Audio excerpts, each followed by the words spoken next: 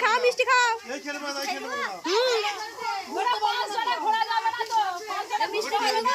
হ্যাঁ গো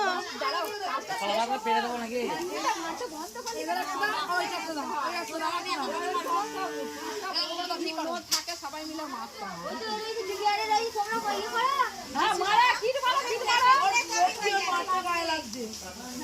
এটা রাখবো এবার